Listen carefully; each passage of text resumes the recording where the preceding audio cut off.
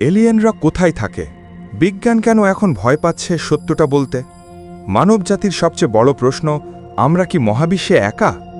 NASA, Pentagon, ISRO সবাই কি কিছু লুকাচ্ছে? জেমস ওয়েব টেলিস্কোপ কি সত্যিই এমন গ্রহ দেখেছে যেখানে প্রাণ থাকার প্রমাণ মিলে গেছে? আসলে এলিয়েনরা কোথায় থাকে?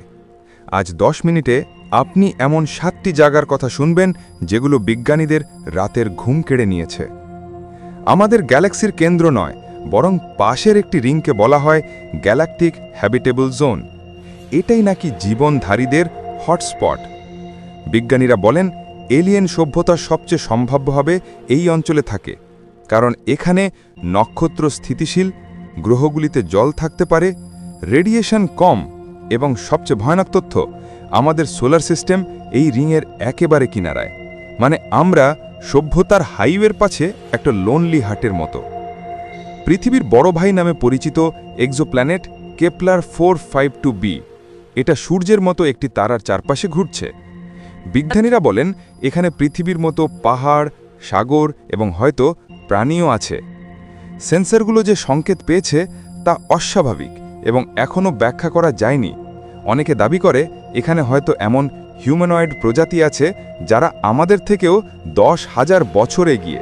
বিখ্যাত রসওয়েল ঘটনা এরিয়া 51-এ যেসব রহস্যময় বস্তু পাওয়া গেছে, সবচেয়ে বেশি সম্পর্ক গেছে একটি জায়গার নামের সাথে, জেটা রেটিকিউলি। এখানকার 2টা সান এবং কয়েকটা আর্থ লাইকের চিহ্ন পাওয়া গেছে। ন্যাসা নীরব, পেন্টাগন নীরব, কিন্তু লিক হওয়া ফাইলগুলোতে আছে non human intelligence may originate from Zeta Reticuli. মানে ইউএফওর হোম বেস এখানেই। জুপিটারের উপগ্রহ ইউরোপা, পৃথিবীর দ্বিগুণ পরিমাণ জল আছে এর নিচে। 10 কিলোমিটার বরফের নিচে বিস্তীর্ণ সাগর। ন্যাসা বিজ্ঞানীরা বলেন এই সাগরের তলায় ব্ল্যাক স্মোকার ভেন্টস আছে, যেখানে তাপ, রাসায়নিক শক্তি এবং জীবন তৈরির উপাদানগুলো অতি সক্রিয়। এটাই কি এলিয়েন সামুদ্রিক সভ্যতার জন্মস্থান? যদি থাকে তারা সম্পূর্ণ জলজ, আমাদের মতো ফুসফুস না, তাদের থাকতে পারে গিলস। কিছু নক্ষত্রের আলো অদ্ভুতভাবে কমে যাচ্ছে। বিজ্ঞানীরা এটা ব্যাখ্যা করতে পারছেন না। একটাই তথ্য, কেউ নক্ষত্রকে চারপাশে বিশাল মেগা স্ট্রাকচার দিয়ে ঘিরে রাখছে, যাতে তারা তারার শক্তি শোষণ করে। এগুলোকে বলে ডাইসেন স্ফিয়ার সিভিলাইজেশন।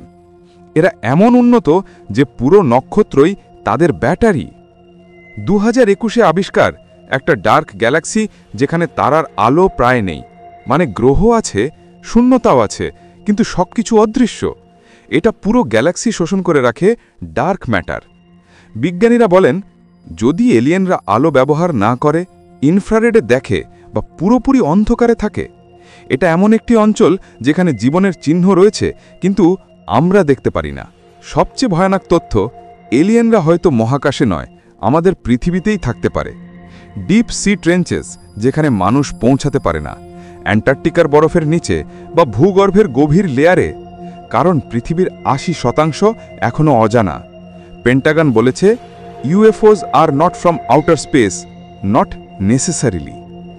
তারা কি আমাদের নজর এড়িয়ে পৃথিবীকে পর্যবেক্ষণ করছে? ফের্মি প্যারাডক্স বলে যদি এত সভ্যতা থাকে, তবে তারা আমাদের সাথে যোগাযোগ করে না কেন? একটি কারণ, আমরা খুবই প্রাথমিক এবং বিপজ্জনক।